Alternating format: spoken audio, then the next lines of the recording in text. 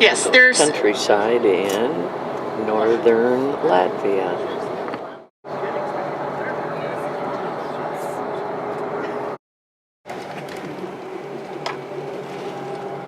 Here's the old border crossing between Latvia and Estonia.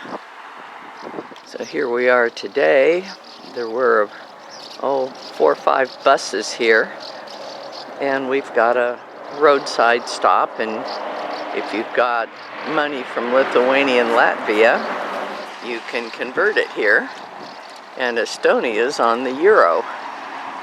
Well, the sign in English says welcome. It's on top of a bottle cap, so probably a beer company. And over here is less welcoming, looks like a guard tower. Not that old actually, but unoccupied. when you see Russian, it does, there are a lot of letters that are similar, right? So they were the ones who brought the written language into the Slavic lands. It's based off of the Greek alphabet. There are that were the good party heads. That's where they got to go on vacation. This was where the working man got to come on vacation. If you were a good worker, more blue collar, but it was more, if you were a good worker, this is where you would get to take your vacations. Spa. This is a 1927 spa under renovation. Will be nice. And the Baltic Sea is back behind the playground and this nice park. Ari's just going to get some fuel. So when you see him pull away, don't worry, he's coming back. All right, so we'll head on inside. And remember, 1 o'clock back on the coach. Here's an early look at the restaurant where we're going to be coming back to lunch.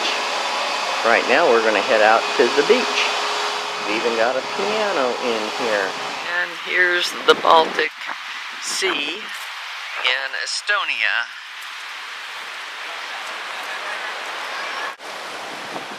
And on top of this building we have a Bacardi flag.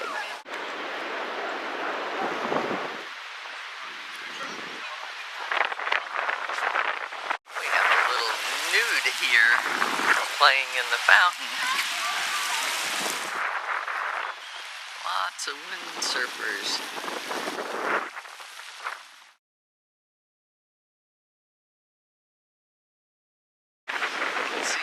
Shallow it is out there. It's a nice slide for the kids. And here's the windsurfers.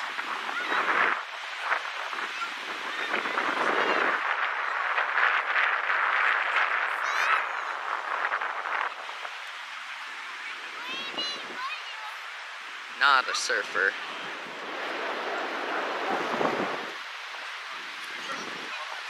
Down here's another snack bar, and this one says Aloha.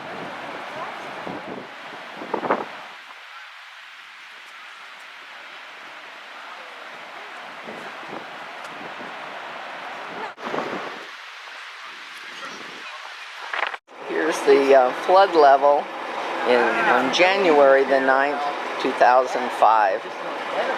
We were told that the water here is quite shallow and that they rarely get any floods, but that there was one sign on the side of a building where it did flood, and I see it was September 1st, 2005, the water came up to this height.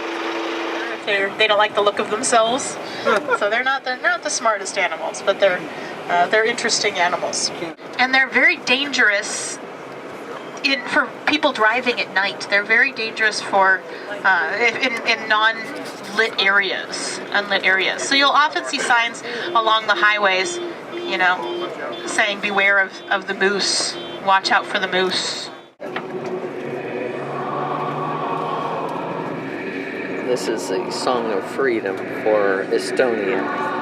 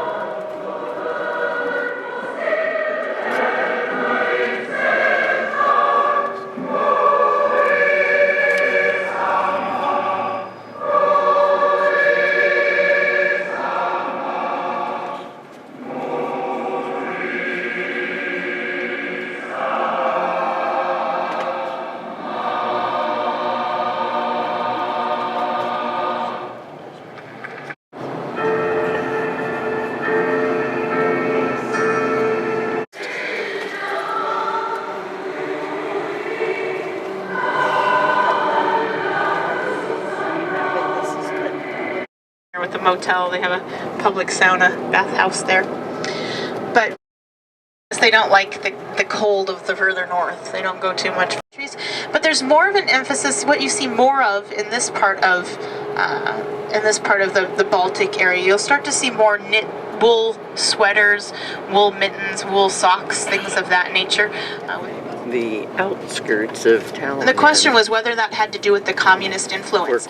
And to a certain extent, yes, but that being said, a lot of every other country that was part of the Soviet Union had that same influence, and this is still, one of the least of the least in this part of the world, the least religious in this part of the world. During the communist era, it was more that it gave you a stigma, and it could come back at you. It could be a problem for you. But it wasn't necessarily specifically outlawed. But it's just the way that the Estonian people, apparently the way they are, something about their culture, the way that they are. The founder what kind of relations do these countries have with Russia now? Cousin of Karl Marx. Suspicious, tenuous. So here we are in our very modern hotel room in Tallinn, in Estonia, and we are on the 17th floor, and out here is the Baltic Sea and the cruise ship terminal, and here is our super modern gorgeous bathroom.